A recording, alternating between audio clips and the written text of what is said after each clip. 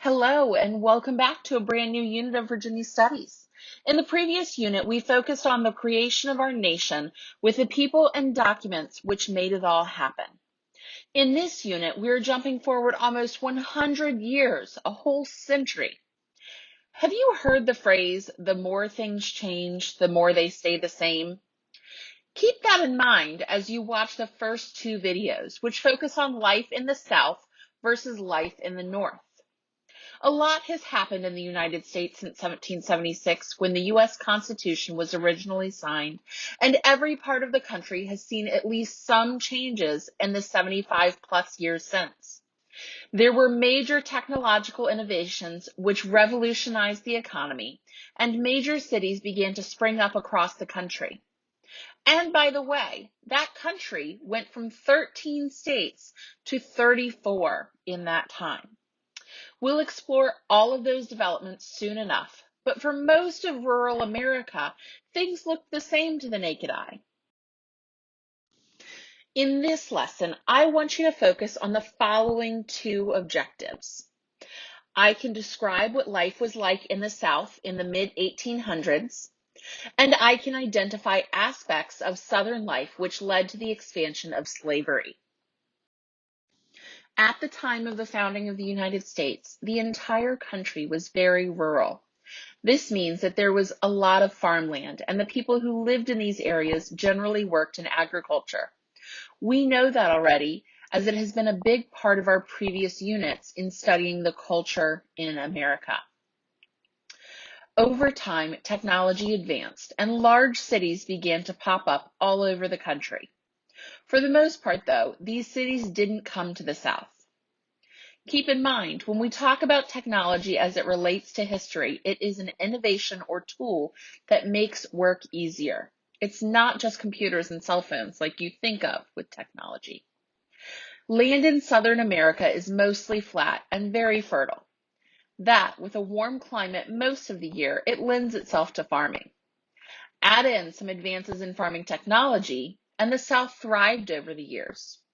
After all, farming was still a necessity for food across the country, so why change something that was already successful? Think back to our last unit for a moment to when we learned about westward and southern migration.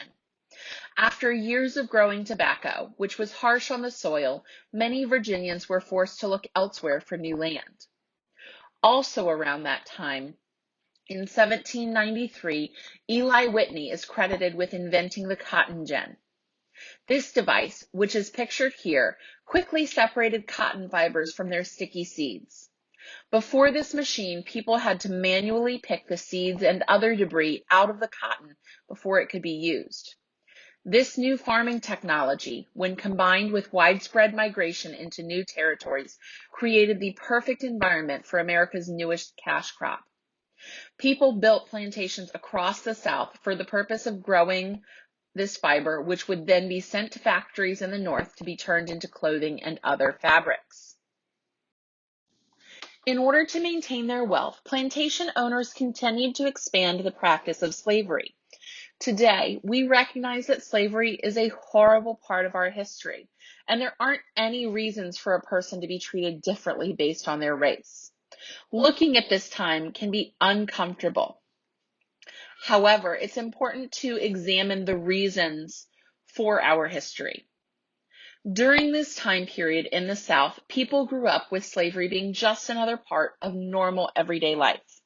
Many felt it was the natural order and that just as their ancestors had, they had every right to purchase and inherit slaves as their own property.